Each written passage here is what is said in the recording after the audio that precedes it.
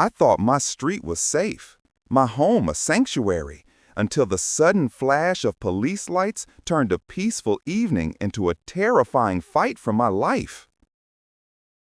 The city was exhaling the last of the day's heat as I walked down my street. It was that perfect time in the evening when the sky is a deep, bruised purple and the streetlights begin to hum to life, casting long, dancing shadows from the old oak trees. This was my favorite part of the day, the 10-minute walk from the bus stop to my front door, a quiet buffer between the chaos of my graphic design job downtown and the sanctuary of my home. My home, my street, a place I'd worked my entire life to afford. I saw my car parked in its usual spot, right under the third oak tree from the corner. It was a midnight blue Audi, my pride and joy. Not because it was fancy, but because it was a tangible symbol of every late night, every rejected draft, and every ounce of creative energy I had poured into my career. It was my rolling testament to making it.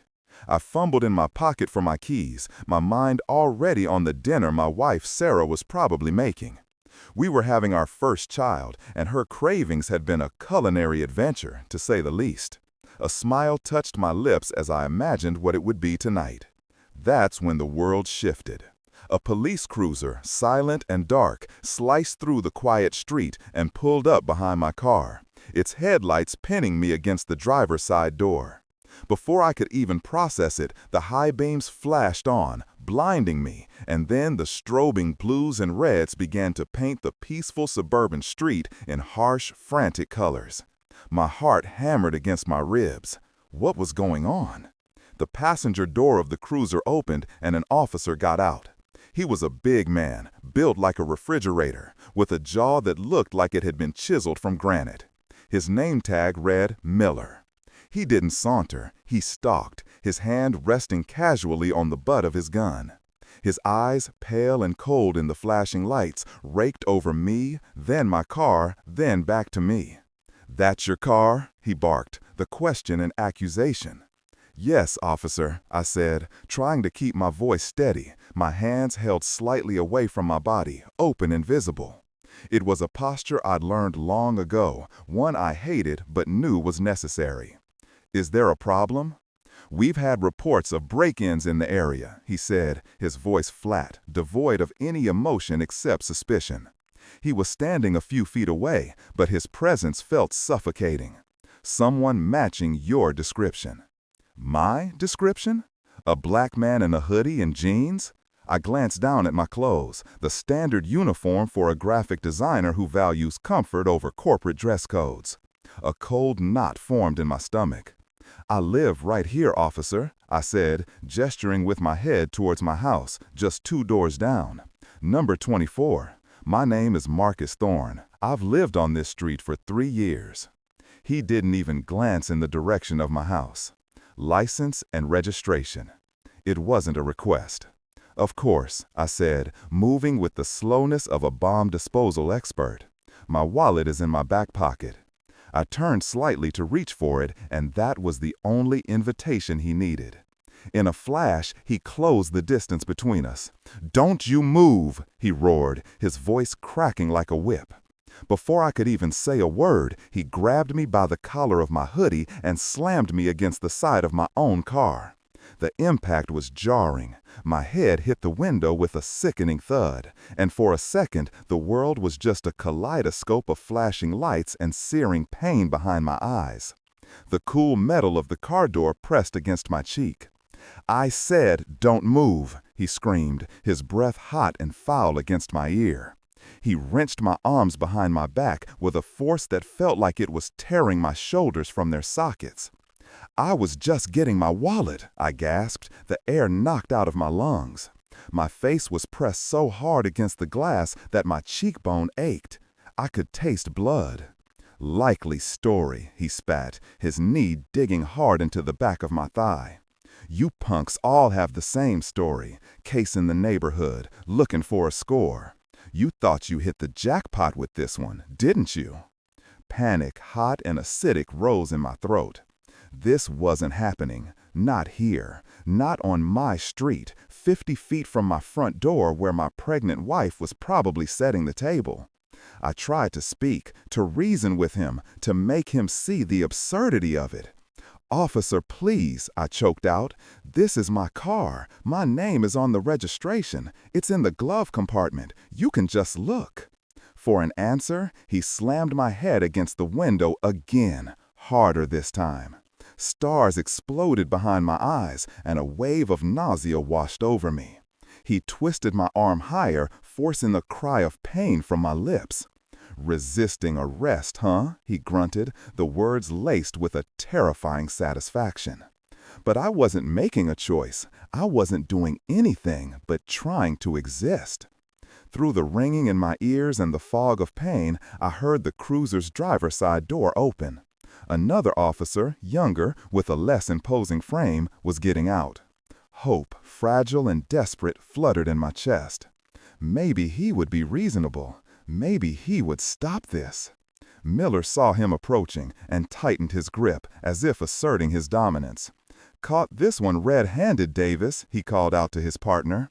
"Trying to pop the lock on this Audi. Started resisting the second I got out of the car." Lies. It was all lies. My mind reeled, trying to find a way out of this nightmare. My gaze darted around wildly, past the flashing lights, past the manicured lawns of my neighbors. And then I saw it. A tiny blinking red light on the porch of the house directly across the street. The Hendersons' new video doorbell. It was pointed right at us. It was recording everything. A breath I didn't know I was holding escaped my lips. Evidence. There was evidence. My eyes locked on to that little red light like it was a lighthouse in a storm. Miller, seeming to sense the shift in my focus, followed my gaze. I saw the moment his eyes landed on the camera. His grip on my arm loosened almost imperceptibly. A flicker of something unreadable, was it fear, calculation, crossed his face. He let go of my arm, shoved me to my knees, and then, without a word to his partner, he started walking. He wasn't walking towards me or back to his car. He was walking directly towards the Hendersons' front door. A cold dread, colder than the metal of my own car against my skin, washed over me. He was going to destroy it. He was going to walk up to my neighbor's door, flash his badge, and conjure up some official-sounding lie to get them to delete the footage. He would erase the truth before it ever had a chance to be seen. The younger officer, Davis, finally seemed to snap out of his stupor. He took a step towards me, his face a mask of confusion and concern. "What's he doing?" Davis asked, his voice barely a whisper, as if he was asking himself as much as me. Then he looked down at me, kneeling on the asphalt, my cheek swelling, a trickle of blood running from my lip. "Stay down," he ordered, but his voice lacked Miller's brutal conviction.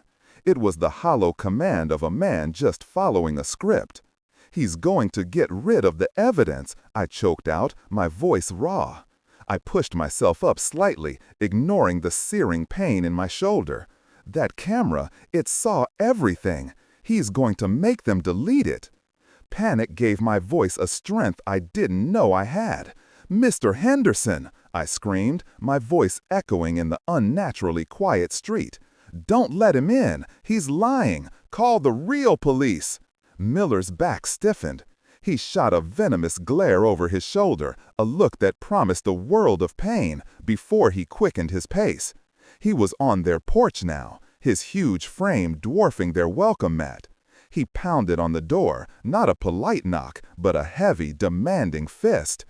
Davis grabbed my arm. "Shut up, you're only making it worse." "Worse than this?" I shot back, gesturing with my head to my face, to the car. "He's trying to cover up an assault. Are you going to be a part of that?" The question hung in the air between us, heavy and unanswered. I saw the conflict in his eyes. He was young, probably fresh out of the academy, full of ideals that were currently being ground into dust by his partner's boot heel. But before he could respond, the Hendersons' front door creaked open. Mr. Henderson stood there, A frail man in his late 70s, wrapped in a faded plaid bathrobe, his thin white hair sticking up in tufts. He squinted into the flashing lights, his hand shielding his eyes. "Officer, is something wrong?" he asked, his voice quavering slightly. "Sir, Officer Miller, City Police," Miller said, his voice now a smooth, practiced baritone of authority. It was a terrifying transformation. "Apologies for the late hour, but we're in pursuit of a suspect who assaulted an officer. We have reason to believe he may have stashed a weapon on your property. For your safety, we need to secure the footage from your security camera immediately." The lies were so blatant, so audacious, that they stole my breath. I was the one being assaulted, and now I was the suspect, with a phantom weapon. "Don't listen to him," I yelled again, struggling against Davis's grip. "He's the one who assaulted me. The camera proves it. Mr. Henderson, please."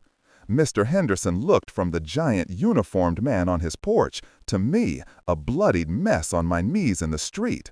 Confusion and fear warred on his face. He was an old man, taught his whole life to trust the police. My words were just noise against Miller's uniform. He started to nod slowly, ready to comply. My heart sank. It was over. But then a figure appeared behind him. Mrs. Henderson, a small woman with sharp, intelligent eyes, stepped into the doorway. She held a tablet in her hand. She'd clearly been watching the live feed. Her gaze wasn't confused or scared. It was cold. It was furious. "A weapon," she said, her voice cutting through the night with surprising clarity. "The only weapon I saw was your partner's fist, officer, and his head. He slammed that young man's head into his car twice." Miller was momentarily stunned into silence. He hadn't counted on this. He hadn't counted on a little old lady with a spine of steel. He quickly recovered, his authoritative mask slipping back into place. "Ma'am, with all due respect, you don't understand the situation. I need you to hand over the device that stores that footage. It's official police business." He took a step towards the door. Mrs. Henderson didn't flinch. She held up the tablet. "You mean this footage?" she asked, her voice dripping with ice. "The footage that's been live streaming to a cloud server since the second your car pulled up. The one my son, who happens to be a lawyer in the city prosecutor's office, just got a notification for. That footage?" The world seemed to stop. The flashing lights, the humming streetlights, the chirping crickets, it all went silent. I watched Miller's face. The calm, authoritative mask didn't just slip, it shattered. The blood drained from his cheeks, leaving behind a pallid, waxy sheen. His jaw tightened, and a muscle began to twitch violently beneath his eye. The thin veneer of civilization was stripped away, and what was left was pure, cornered rage. He knew he was done. His career, his pension, his freedom, it was all stored on a server he couldn't touch, witnessed by a woman he couldn't intimidate. He turned away from the Hendersons' door, his movements slow and deliberate like a predator. His pale eyes, now burning with a terrifying nihilistic fire, locked onto mine. He had lost everything in the last 30 seconds, and his gaze told me he was going to make someone pay for it right now. Officer Davis, sensing the shift, took an involuntary step back, his hand hovering near his sidearm. Miller ignored him completely. He reached down to his belt, but he didn't go for his gun. His hand closed around the handle of his heavy, black steel baton. With a flick of his wrist, it extended with a sharp, metallic shish that cut through the silence like a guillotine. He took a step towards me, the baton held low, a chilling smile twisting his lips. He had nothing left to lose. Time stretched and warped. The smile on Miller's face wasn't one of mirth. It was a grotesque rictus of pure, unadulterated hatred. This was no longer about a bogus arrest or a power trip. This was about annihilation. He was a man who had been pushed off a cliff, and he was determined to drag me down into the abyss with him. The baton felt like an extension of his will, a solid black line drawn between his rage and my body. "Miller, stand down!" Davis shouted, his voice cracking with panic. He finally drew his sidearm, but his hand was shaking. He held it in a low ready position, aimed at the ground somewhere between himself and his partner. It was a useless, indecisive gesture from a man drowning in a situation far beyond his control. Miller didn't even flinch. He just kept walking towards me, his steps slow and measured, each one a drumbeat counting down my final seconds.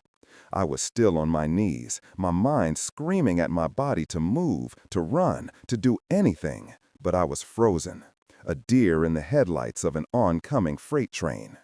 I could see my own terrified reflection warped in the polished chrome of the baton's end cap. From the porch, Mrs. Henderson gasped, "Heavens, no! Arthur, call 911 again. Tell them an officer is out of control." The plea seemed to spur Davis into action. He took a hesitant step forward, putting himself slightly in Miller's path. "I said stand down. That's an order. Don't do this."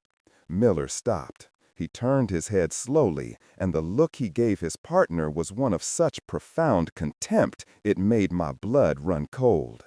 "An order?" he sneered, his voice a low growl. "You're giving me an order, rookie? You don't have the stones to stop me. You're just as guilty as he is in my book now, an accessory." He took another step, brushing past Davis as if he were nothing more than a curtain. I scrambled backwards on the asphalt, the rough surface tearing at my hands and the knees of my jeans.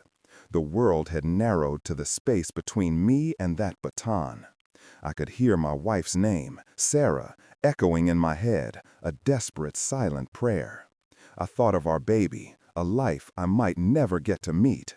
This couldn't be how it ended. That's when the night erupted in a symphony of sirens. Not the single lonely wail of Miller's cruiser, but a chorus of them, coming from all directions, growing louder and more urgent with every passing second. Red and blue lights began to dance and reflect off windows and houses down the block. Someone had listened. Help was coming. For a split second, Miller faltered. He glanced over his shoulder towards the approaching sounds. It was the opening I needed. I surged to my feet, ignoring the explosions of pain in my shoulder and head. Adrenaline was a fire in my veins. I didn't run away from him. In a moment of pure instinctual survival, I ran towards him. He was a big man, but he was off-balanced, distracted. I ducked under his wild, swinging arm, the baton slicing through the air where my head had been with a vicious whoosh, and drove my shoulder hard into his midsection. It was like running into a brick wall. The impact sent a shock wave through my entire body, but it was enough. He grunted, stumbling backwards a step, his eyes wide with surprise. I didn't press the attack. I used the momentum to pivot and sprint. I ran past my car, past the oak tree, past the perfectly manicured lawns. I ran towards the approaching lights, towards safety.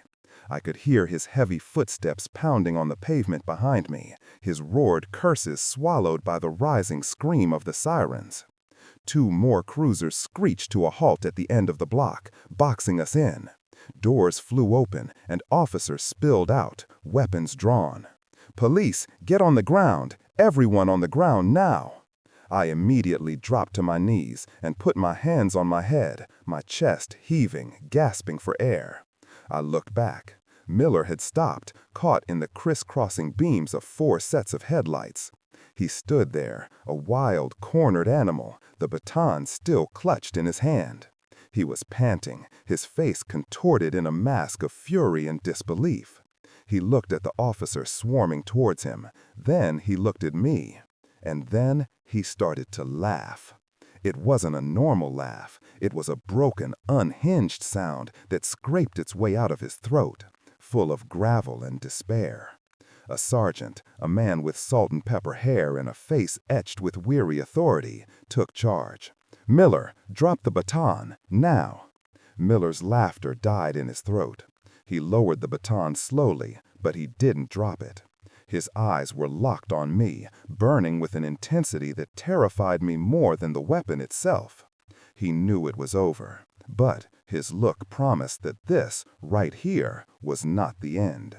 It was just the beginning of a different kind of war. The sergeant gestured to two other officers. "Cuff him." As they moved in, Miller finally let the baton clatter to the asphalt. They wrenched his arms behind his back, the plastic cuffs zipping tight. He didn't resist. He just stood there, a statue of defeated rage. The sergeant walked over to me, his boots crunching on the pavement. He knelt down, his expression a mixture of professional calm and genuine concern. "Son, are you all right? Can you tell me what happened here?" Before I could even form the words, my front door flew open. Sarah stood there, silhouetted by the warm light of our home.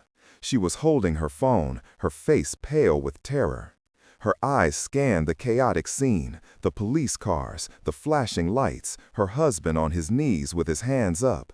Her gaze landed on Miller being shoved into the back of a cruiser. Then her eyes found mine. A strangled sob escaped her lips. "Marcus!" she cried, starting to run towards me, her hand protectively on her stomach. And as I watched my pregnant wife run towards the chaos, towards the flashing lights and drawn guns, a new, sickening wave of fear crashed over me. Miller was being arrested, but he was still staring at me from the back of the cruiser, and his eyes weren't on me anymore. They were locked on Sarah. My blood turned to ice. That look in Miller's eyes, the way it shifted from me to my pregnant wife, was a threat more visceral and terrifying than any baton. It was a promise that this fight wasn't confined to a strip of asphalt on a quiet suburban street. He was dragging my family into his abyss. I scrambled to my feet, ignoring the sergeant's hand on my shoulder. "Sarah, no! Stay back! Go inside!" Two female officers immediately moved to intercept her, creating a gentle but firm barrier. "Ma'am, please, just stay right there. Let us handle this. Everything's okay," one of them said in a soothing voice. Sarah stopped, her eyes wide with fear and confusion, clutching her belly. The sight of her, so vulnerable in the face of this ugliness, filled me with a protective rage that burned away the last of my shock. The sergeant turned my attention back to him. "Your wife?" he asked, his voice low. I just nodded, unable to speak. His jaw tightened. He had seen the look, too. The next hour was a blur of methodical police work.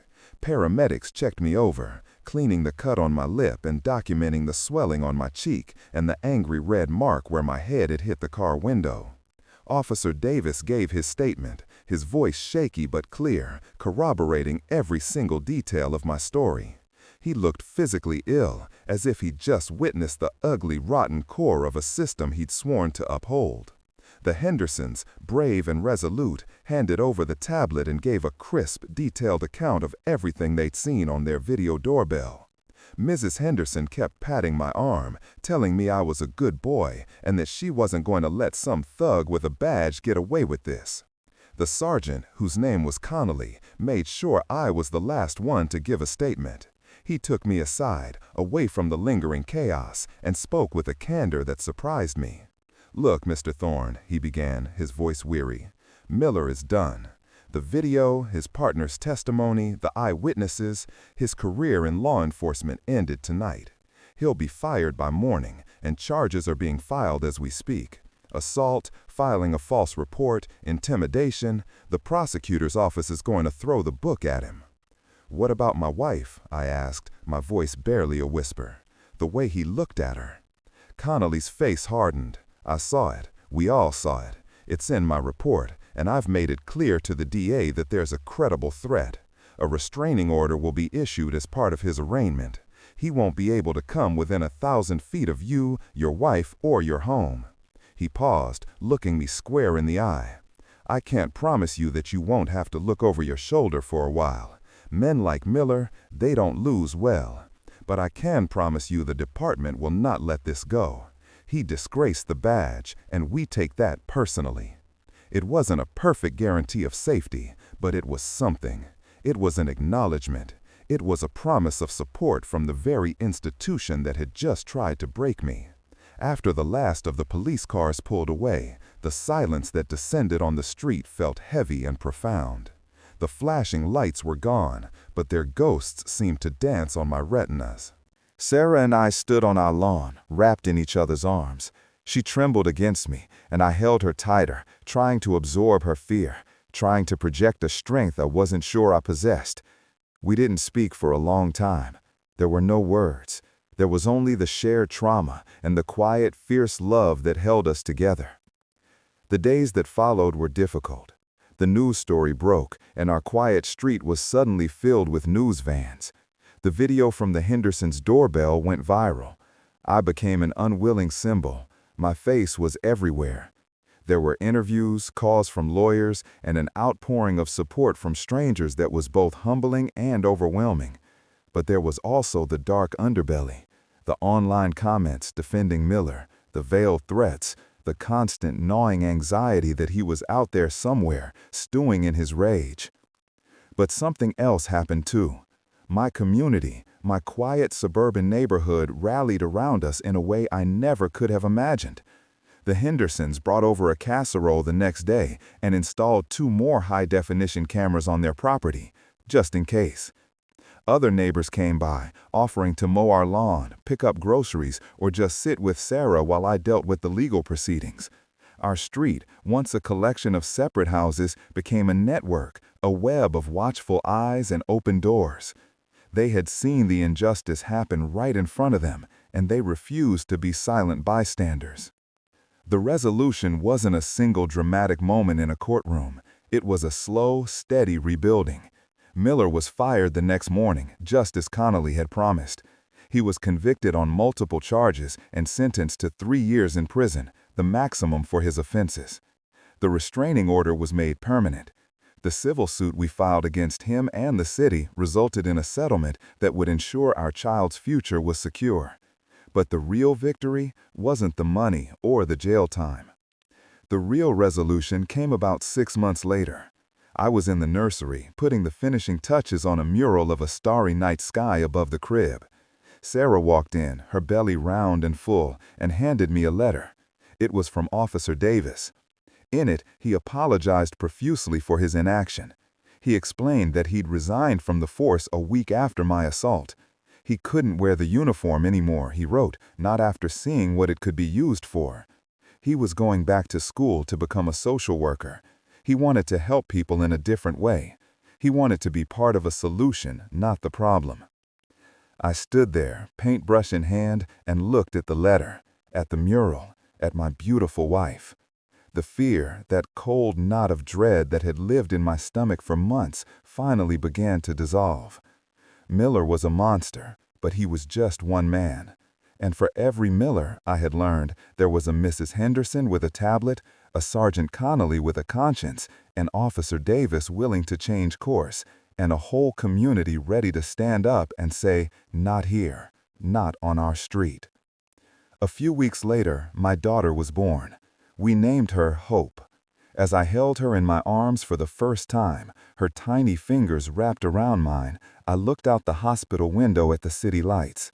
The world was still a complicated, sometimes terrifying place, but for the first time since that night, I felt the darkness recede.